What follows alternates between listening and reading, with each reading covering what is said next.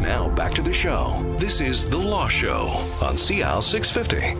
Help, I need somebody help, not just anybody. Welcome back to The Law Show. I'm Sterling Fox with Gordon Maynard and Rudy Kisher from Maynard Kisher Stoicevich Immigration and Citizenship Lawyers, who help a lot of people every year, talking about citizenship issues and, of course, as they will be treated by the new government of Canada, all of 4 or 5 weeks into position now, and struggling with a monumental challenge of becoming the new government and dealing with, shall we say, transitioning world realities at the same time. Wanted to spend a little bit of time here in this final segment of the program talking about, among other things, express entry. Gordon, this is something that you and I have bashed around a few times in the past. What do we know about the new government and their sentiments and approach to express entry in immigration law? They've only said one thing, and that's part of the marching orders that were given to the minister from Prime Minister Trudeau.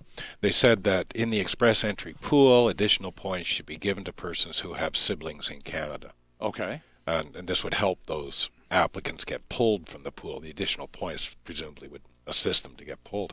My personal opinion is it's a real tiny Band-Aid on a really tiny issue. Okay. It misses hugely what the biggest problems are with express entry. And we haven't heard anything said by the government about how to deal with those problems. And what would those problems be? What are the biggest problems from your perspective with respect to express entry? The inability to select people who are otherwise qualified as intercompany transferees or as Canada Experience Class applicants.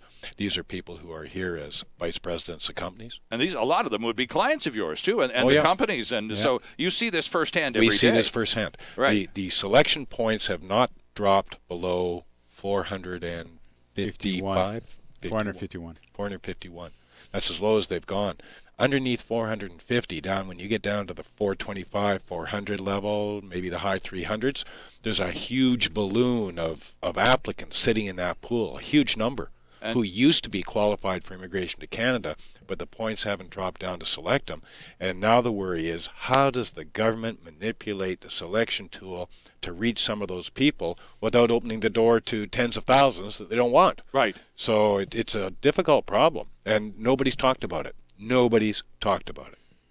So is it likely that it can't be allowed to fester and get worse? Oh, I don't. I've seen Gordon and I disagree on this. He thinks the government's going to get. There's going to be some reaction. And from the you're ministry. not as optimistic. I'm not very. I think problems in the government can sit and fester. If you take a look at what's happened in Paris and Beirut, it's clear that what's on the front of the minister's plate is going to be the resettlement of these refugees, right, and dealing with those security concerns. Yep. And I think this economic, getting people here faster as economic immigrants, when this government has clearly talked about, even the one change they're talking about to express entry is to increase the family class, some sort of association with a sibling. Yeah. That's clearly where their priority is. Right. And I don't think, making it better, what they should be doing, I'm not disagreeing with Gordon in terms of what needs to be done.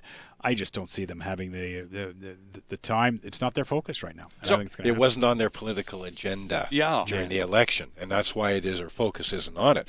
But the department knows there's a problem. Yeah. The department this is something that's going to have to be addressed in 2016. Now, is it likely, going back to my question from the previous segment, talking about the quota system that we seem pretty married to, roughly 275, 280,000 a year, if the 25,000 refugees that we're about to accept cause somebody to get bumped if they want to stay within that quota number, is it express entry candidates, Gordon, that would be the most likely subjects? Those are the economic applicants. I think that's the only room they can really budge, because if you take a look at they've promised to increase family class, right? They've promised to increase refugees. They have agreements with the provinces already on what we call provincial agreements. Exactly, yeah. So what are you left with?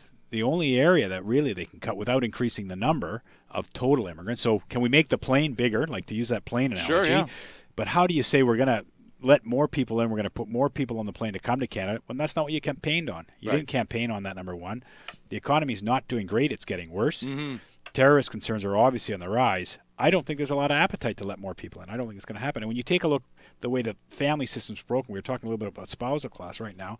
If you get married to a foreign national in Canada. I'm glad you're bringing this up. We don't have a lot of time left, but I'm glad you're bringing this up. You can imagine. This is important, friends. Listen to this part. So you get married to a foreign national, American woman here, maybe studying at school or working here, and you want to sponsor. You're married now. That sponsorship application for an in-Canada application will take 2 years. We currently have this express entry system for somebody that has no connection to Canada except for maybe a job offer. They can get permanent residency in 6 months. Right. So I'm a Canadian taxpayer. I vote. I've got, I may be in the military, have served overseas, and all of a sudden, a foreign national, no connection to Canada, is getting here in 6 months getting permanent. Meanwhile, my wife, I've been married to for 2 years, is sitting here languishing her file for 2 years. I'd be pretty irate, and my clients are pretty irate about that.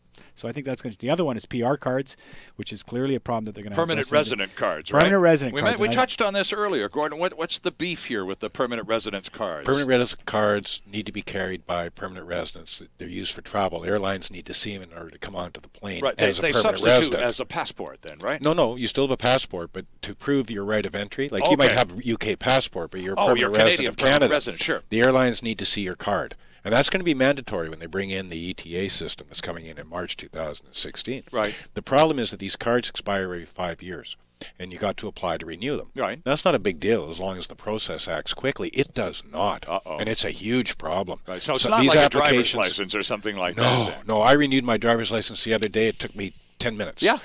PR cards are taking anywhere from 6 months to a year and a half or more to process. It depends whether they think your application is got issues or not, and they just don't have enough people doing them. They end up, they give the Vancouver numbers, they got 900 applications sitting there with 9 officers to process them.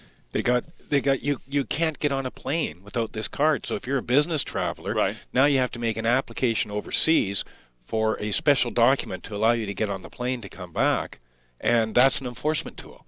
So this problem is out of control. Right. Out of control.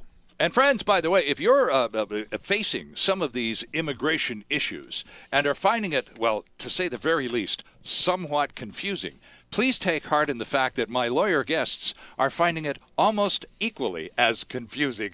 The difference being that they actually sort it all out at the end of the day.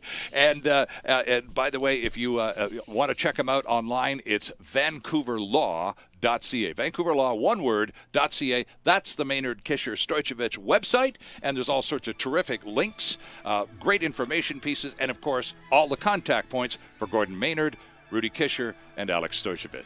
Good to see you both, guys. Thank you so much for coming out. Thank you, Sterling. We'll do it again in a few weeks. Thanks for having us, Sterling. See you next time, right here on The Law Show.